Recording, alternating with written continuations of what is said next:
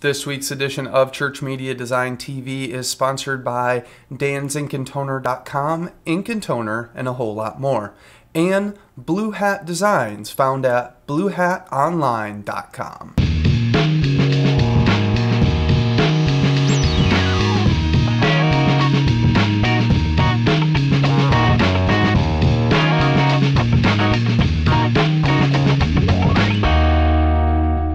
Welcome to another edition of Church Media Design TV, tips, tricks, and how-to for you, the church media designer. Now, you may not be a church media designer, you might be a youth pastor or an audio guy, but you end up doing church media design, and this is the show for you. And if it's not the show for you, pass it along to somebody who it is for. I'm your host, Brad Zimmerman, and join with me traveling down the Abbey Road. It's the three wise men and Jesus. Or their nicknames might be George, John, Paul, and Ringo. Well, not really. It's Little Whitey, Colonel Sanders, Dwight Schrute, and of course, Jesus Christ, the Son of the Lord Most High. And he's the reason, well, the bobblehead, not the bobblehead, the real Jesus, is the reason that we're doing this show. We want to help create distraction-free worship environments and help you guys leverage technology to expand the kingdom. So this week we're going to be doing our second part of Flash Basics, and we're going to make a couple basic buttons, as well as I'm going to do a roundup of all of the free Flash video players that you can use on your church website and Flash hosting services so that you don't have to make one yourself and you can rely on somebody else's bandwidth. So if the wonderful Abbey Road fellas are ready, let's get into it. Well, this week I got a little news update for you, and it has to do with the website. I know that a while back I talked about a new website coming, and it is coming, but I am currently working on a few other projects that have to come first. And so beyond prepping for the show and working for a church, I also do some freelance, and I have a couple projects due for that. And so I've been working on those, but I'm trying as hard as I can to find every last moment I can find to get the website up and running. So it's coming. It's just taking a little longer than I had hoped for. The other news is ChurchMarketingSucks.com just put out a 3-part series on fair use in your church. And this covers copyright law that we talked about when we talked about Tim Stevens' book, Pop Goes the Church. We talked about fair use. Well, they did, this is an interview with a lawyer who's breaking down fair use and what it's good for and what it's not good for, and breaking it down in a layman's speak as much as possible. So check out ChurchMarketingSucks.com. I'll have the links to the 3 parts on the website for that one. And also, we've been talking quite a bit lately about the craziness with YouTube video downloads. Well, right after I posted that link of the Firefox add-on, YouTube announced that they are going to start doing legal downloads. And these legal downloads will be for free or for pay. And TechCrunch has some info about this, and who knows if this is going to work or not, and who knows if they're going to start breaking all of these other plugins and making it harder for us to save YouTube videos. So do your stealing now, because it might not work later. So there's a little news for you. If you guys have any thoughts, or if you guys stumble across any news that you think would be relevant to the audience, make sure to send me an email or post a comment on the website. So yeah, there you go. Well, we're going to continue our series from last week on Flash, and like I said earlier in the show, we're actually going to be doing a roundup of Flash video players next. But first, I wanted to show you actually how to code a few buttons and a couple different ways of coding buttons inside Flash. Now, I'm showing this to you for those of you who actually want to learn some ActionScript and coding, but I think most of you guys really just want to know how to make Flash video players for your church websites. So that's why I'm doing the whole other segment. But first, let's step inside Flash and cover how to make a few buttons. We're going to go to Flash File. We're going to do ActionScript 2.0 just like we did last time. And we're going to draw a rectangle, and I'm not worrying about size or aesthetics right now. Well, let's do a little bit of aesthetics. We'll do a gradient. So we're going to come over here and we're going to choose gradient. And then I'm going to change my gradient colors to a dark blue and a tealy blue, like that. And then I'm going to I'm going to hold down, and there's a gradient transform tool, and I'm going to grab that guy. I'm going to hold shift and rotate and then pull together, and now we have a little gradient button here. So I just messed with the color a little bit more there. So what we're going to do is we're going to turn that into a movie clip, and as you remember, that's a container. It's kind of like a pre-composition. It's a whole nother timeline. So we're going to we're going to go up to modify, and we're going to do convert to symbol, and we're going to choose movie clip. Now we could choose button, and I'll show you button real quick. When we double click on button, it has an up and over, so we can go in here and we can do insert keyframe, and on our over state, we can maybe adjust and then we can do a down state and insert that one and make it real dark. And then our hit state, we'll not do a hit state. And then if we go in preview, when we go over, it lights up, and when we click down, it goes dark. So that's how you use the button. But that's kind of cheap, and it doesn't really lend itself to some great animation. So we're going to do it a whole different way. So I'm just going to undo a second what I just did. I'm just hitting Control Z until I get out of this madness. Okay, so now we're going to go modify, convert to symbol, and we're going to do movie clip. Hit OK. Now we're going to go inside, and we're going to do the exact same thing you just saw in button. So we'll go to this frame, we'll do insert keyframe, and we'll take this, brighten it up a little bit, go down here, insert keyframe, and darken it. And then we're going to insert a new layer, and you saw me do this last week just briefly. I'm going to name this layer AS for Action Script, and then I'm going to pull up my script panel. So I'm just going to go to Windows, and then I'm going to go to Actions, and I'm actually going to drag this down into here. As you may notice, I'm back on Windows XP. Windows 7 was in beta, and so it was giving me a few issues, and it was going to run out sooner or later. So anyway, so inside our actions, we're going to do, we're going to hit Escape ST, which writes our stop code. If we did that without, we would just write stop, and then parentheses, parentheses, semicolon. And then we're going to do this dot on roll over. Let me move my cursor. This dot on rollover equals function, parenthesis, parenthesis, open bracket, and then we're going to hit enter and do close, and these are curly brackets. So this, it's referring to this movie clip, the thing we're currently in, and then on rollover, so when you roll the cursor over the box, it's going to do a function, and this function is going to be go to and stop. And then we're going to write in a frame in here. So we're going to do 2. And then we'll do semicolon. So now at the beginning here, we're telling it to stop. So the playhead doesn't move down. Then we're going to say on rollover, we're going to go to and stop the second frame. And then we're going to do another one. We're just going to copy this code, hit enter and hit paste. And we're going to do this dot on roll out. We're going to go to and stop 1. So once I roll my cursor off, and then we're going to do, I think it's this dot press, or on, I think it's this dot on press. We'll double check that. I'm not sure. Function, parentheses, curly brackets, and we'll say go to, well, I'll give you the escape code for this one. Go to and stop is escape GS, and then we're going to do go to and stop 3. So now if we run this on rollover, we get that. On press, it goes there, and then it should drop back to that first frame, and it's not doing that right now. So we'll do a this dot on release. So this dot on release equals, and then the escape key for function is escape FN, and you can go down, and then we're going to do escape GS1.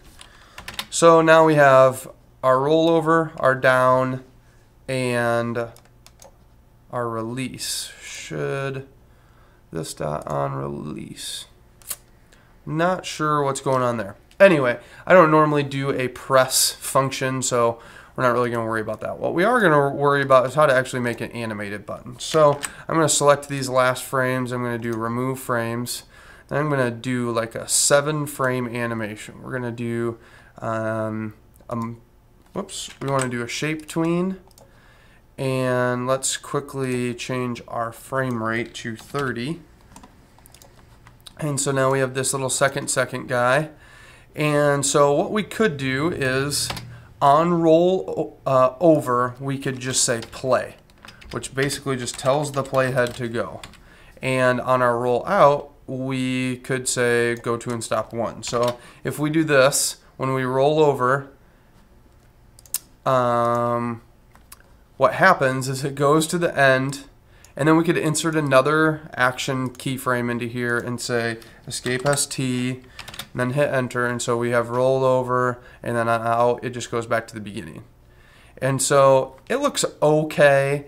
If we wanted it to animate backwards, we could go down to the 14th frame, insert, we could copy this keyframe, copy frame, paste frame, and then we could do another insert keyframe, and we could say escape GS, go to and stop 1, so when it gets down to the end, it automatically goes back to the beginning. We'll do another shape tween here, and as you can see, we have it so it highlights in, highlights out. Now on this first one, when we say roll out, we're going to say go to and play, which is GP, go to and play, and we're going to say frame 7. So now we roll over, and when we roll out, it goes to the last one. But we start getting broken buttons here. If I go up too fast, things just start working wrong, because if I roll out of this button before it hits the 7th frame, it's automatically going to jump ahead and then hit play. So we want it to be a little bit more dynamic. We want it to be, if I'm only 2 frames in and it rolls out, I want it to go backwards from the 2nd frame, not the 7th frame. So what we're going to do is we're going to delete a bunch of this code, or a bunch of these keyframes. We're going to hit remove frames, delete this remove frame, there we go. So now we have just our animation of coming in. So now we're going to write some new code in here. So we're going to, instead of hitting play, we're going to do an if-then statement. An if-then statement is basically like it would be, if this happens, then do this. If this doesn't happen, then do this kind of thing. So we're going to say this dot on enter frame equals escape fn function, and let's just tab this guy over. So at the frame rate, so on enter frame, so this is at 30 frames per second, it's going to execute this code while I'm rolled over it. It's going to say if this dot underscore current frame equals, and you got to do 2 equal signs because this is a comparison. We're not setting a variable. If we were setting a variable like p equals 20, we would just do p equals 20. But if we're saying does 5 equal 100, we do equals equals. So we're going to do if this dot current frame. We can actually just do current frame. Get rid of some extra code. So we can do current frame equals underscore total frames. And this is ES, and it's all lowercase. And you'll see the code turn blue like it's currently doing. We're going to say if the current frame equals total frames, we're going to enter over and we're going to do delete this dot on enter frame. And just like that. So if this equals the total, we're just going to kill the enter frame. It's just going to stop. Then we're going to do else, curly brackets, and we're going to do escape NF, and it's just next frame. So if it doesn't equal the total frames, we're going to go to the next frame. If it does equal the total frames, we're going to delete. We actually could do this, well, we'll just leave it like it is. So that's our roll over code. Now let's just copy this and just alter it for our roll out code. So this is where we get to tell it to go backwards. We're going to say prev frame here instead of next, which is previous frame. And instead of current frame equaling total frames, we're going to say equaling the first frame. So now I'm going to make this quite a bit longer. I'm just going to hit F5 and that will add in a bunch of keyframes. We'll just do a 30-second rollover. So now if you see, it's going to roll all the way up. Whoops. Brad wrote some of his code wrong and we got a little issue. Okay. You don't need the parentheses after enter frame. That was my issue. So now we're just going to roll over, and as you can see, it rolls all the way over and it gets to, let's make this a little bit more obvious. Let's change this last color to like a different color so that we know it's, there we go. So it's going to go from red to blue. So you can see now it's fully blue or fully red. But the cool thing is if I go over just a little bit and come out, see how it automatically goes from that frame back to the beginning? And this is the correct way to write a button. So now we can go back, we can remove a bunch of these frames. We're just gonna highlight and do remove frames. Now when we do our rollover, you can see it quickly goes on, but if we just barely go over it, it goes back from where it was. So as soon as I pull off, it goes to the beginning, so or starts rewinding. So that's a basic button for you. If you didn't understand much of that, or you want to learn more about that, please email me. I really want to know if you guys aren't following what I'm talking about. Please give me that feedback because I want to make sure I'm being a good teacher for you guys. So send me feedback. You can email me, Brad at ChurchMediaDesign.tv, and let me know if you want to learn more coding inside Flash or if you want to learn less, or if I was just way over your head and you want to talk about pretty pictures. So just let me know. That's our basics of Flash. Next, we're going to talk about Flash video players to use on your church website. So now let's talk about Flash video players, and I know that this is what most of you guys are looking for information on because you want to put video on your church website. So I'm going to give you a bunch of different ways that you can do it. I'm not going to teach you how to use them, but I'm just going to let you know about them. If you want to learn how to use one of them, let me know later via email, of course. So I found this great article on CNET News, and they did a roundup of which HD video web service is the best. And they brought in some testing footage, and they tested stills and videos on Blip.tv, Dailymotion, Facebook, SmugMug, Vimeo, and YouTube. And they wrote up a really great report. You can see what the quality, what it does to the video, all of that kind of stuff. So if you're worried about quality, this is a great place to go. It also talks about some of the things that it does, what it allows, and that kind of thing. If it has pro accounts, all of those kind of things. So it's really, really, really nice. One of the interesting things that I'll say about some of these third-party services is what does it do at the end of the video? Because this is usually the most important part of what goes on, because YouTube videos pull up videos from all of YouTube that are related.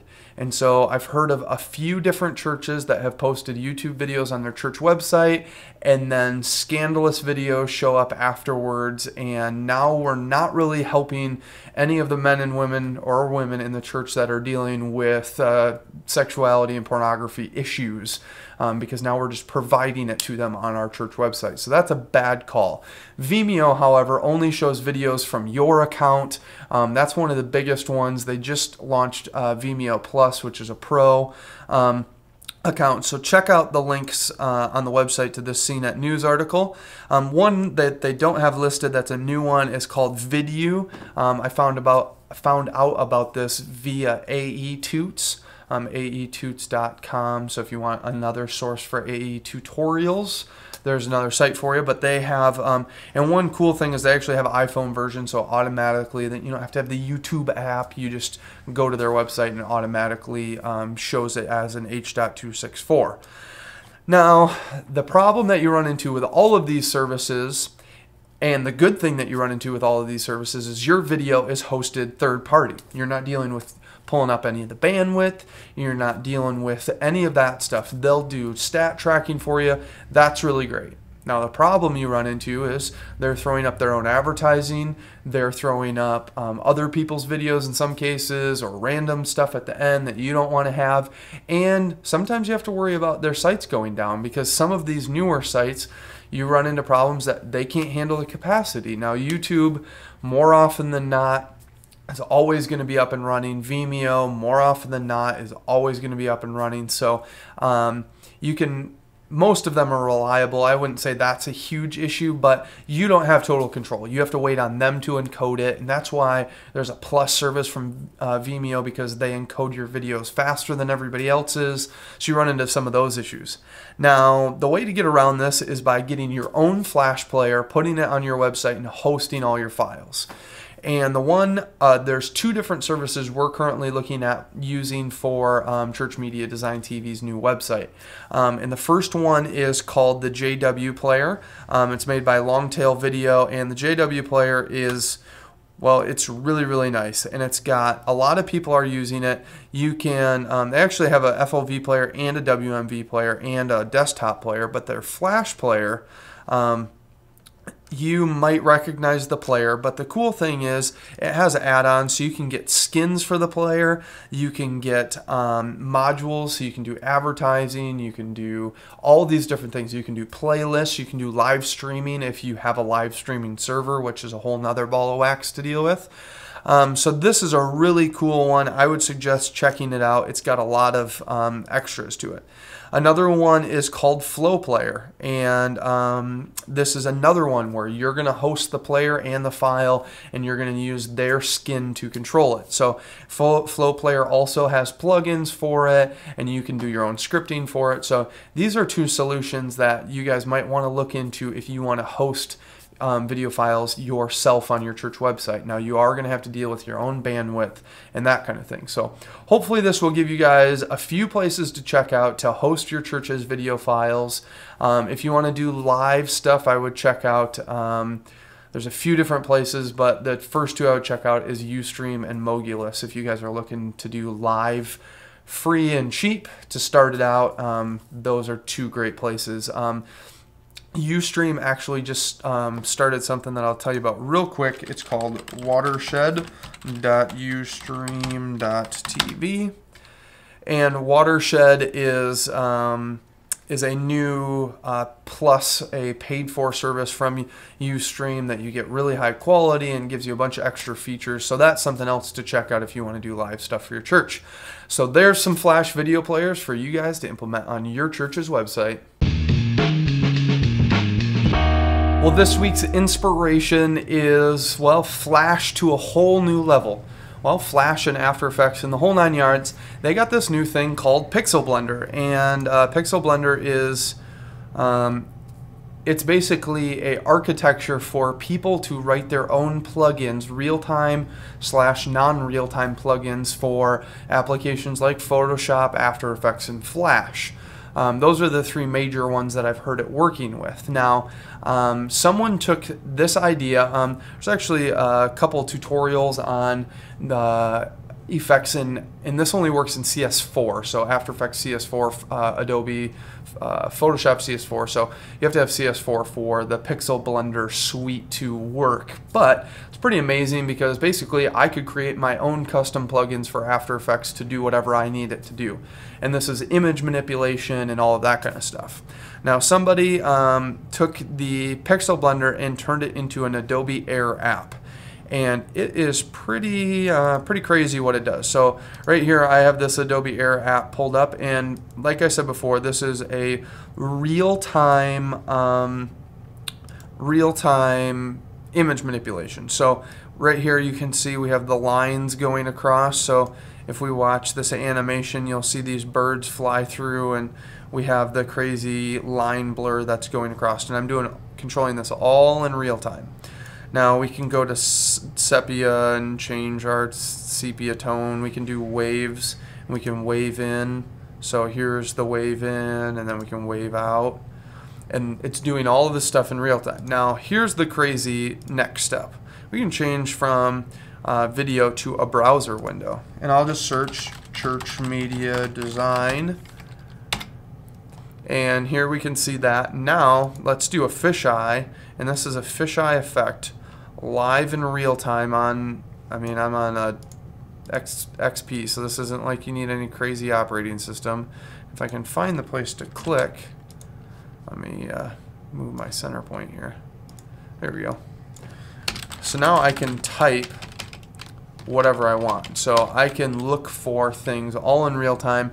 Now this browser is a little bit limited, but you can see some of the craziness that's able to be done with this. And you're able to do all sorts of different things, like we can do reflection filter, which automatically throws in our cool Apple / Web 2.0 reflections. And we can say how big our height is of our page and our fade and all that kind of stuff. So check out this Pixel Blender Adobe Air app. The link will be on the website. And look into Pixel Blender. It might be something that might interest you for the future if you're interested in this kind of stuff. But it opens up a whole new world of hopefully free plugins that you guys will get to use via a user community that's building them. So let's just hope and pray that there's some cool ones that come out. I know there's a couple already cool ones. So there's your first taste of Pixel Blender via an Adobe Air app. This week we got another freebie for you, and it is another abstract background. So I want to encourage you guys to head over to the website and download it. And if you guys are liking the backgrounds or not liking the backgrounds, just let me know. I would love to know what you guys are looking for in free stuff for your church. So head over to the website, download it in widescreen 720p HD or full screen church definition 800 by 600. And you can get that both in H.264 and WMV formats to work in whatever program you're going to try use it in. Should be able to work. So head over to ChurchMediaDesign.tv and get yourself a free background. Well, we wanted to say thank you to our sponsors, and our first sponsor is a new sponsor. It's Blue Hat Designs, and Blue Hat, you can find them at bluehatonline.com. Now, Blue Hat does video installations and technology stuff that I really don't want to worry about. I want to focus on making graphics and doing production. I don't want to worry about all of this technical stuff that I don't really have time to worry about, or I don't have time to learn all about. And these guys know their stuff. They've won Emmy Awards. They've done amazing installations in churches. And I really want to encourage you guys to check them out. And one cool thing that they're doing is you can go to bluehatonline.com/meeting, and you'll find out about their meeting program. And basically, if you're interested in doing, a video upgrade to your services, you want to add iMeg, you're building a new facility, you're doing some multi-site stuff, you're going to do live video streaming through a bigger than small little Mogulus stuff, and you want to talk to them about how to do all of that stuff, they're going to help you out. They're going to fly to you and meet with you, and then when they're done, they're going to give $500 to a charity of your choice. Yep, $500 to a charity of your choice. Now, Church Media Design is a charity, so if you want to tell them to donate your $500 to me, I'd be all for that. But I just want to encourage you guys to check out Blue Hat Design online. And if you guys are looking to do any sort of technical upgrades, I want to encourage you guys to check out this meeting page, give them a call or drop them a line. You can have them give you a call, and you can tell them that Church Media Design TV sent you, and that'll help me out a whole lot. So check out Blue Hat Designs or bluehatonline.com. Now, our other sponsor is a longtime sponsor of DansInkandToner.com, Ink and Toner, and a whole lot more. And Dan's Ink and Toner is wholesale ink and toner, so you get your ink and toner at almost 80% off what you would pay at a standard retailer. And you can get a lot more like office supplies and cleaning and furniture and all that kind of stuff. All you need to do is go to DansInkandToner.com, click on Wholesale Program, and then click here to sign up for the Wholesale Program and tell them that Church Media Design TV sent you, and you'll get a 3-month free trial of the Wholesale Program where you're going to get ink and toner at basically wholesale costs next day with free shipping. So check out the Wholesale Program from DansInkandToner.com, and don't forget to check out bluehatonline.com/meeting to set up your meeting with Blue Hat Designs today. Well, thanks for tuning in to another episode of Church Media Design TV.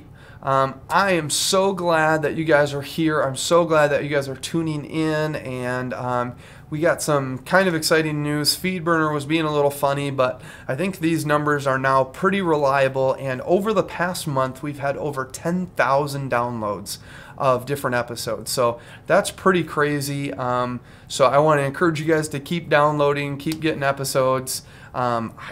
Honestly, I looked at the numbers and I was baffled by them, but over the last 30 days we've had over 10,000 downloads, so it's pretty amazing. It's really cool. So make sure you guys keep tuning in, telling a friend about the show. We really want to let people know about what's going on so that we can help resource the church. And if you guys have anything you guys want to learn, whether it be Flash or video or After Effects, which is coming next week, just let me know. Send me an email, brad@ChurchMediaDesign.tv. Leave a comment on the website. Hit me up on Twitter. I'm twitter.com/CMDTV, or hit Adam up at /AdamCMDTV. Also, I really want to encourage you guys to come out for our live shows. We're doing live shows on Mogulus, mogulus.com/CMD_TV, and you can check us out at our next live taping. I'm not sure who we're going to have there, but if you guys have any suggestions of who you'd like to see us interview and have on the live show, please send that in as well. Also, we're working on the website, trying to get it done for you. As you can tell, I'm back on Windows XP. Windows 7 was a great operating system, but it was still in beta, and there was just program compatibility problems, especially with iTunes and Firefox. So it just became more and more of a pain as the weeks went on to deal with those little issues. So I switched back, but as soon as it comes out and it's in full force, I will be getting it right away because it's an amazing operating system. So so thanks for tuning in. And as for me and the three wise men in Jesus, we're saying, see you later.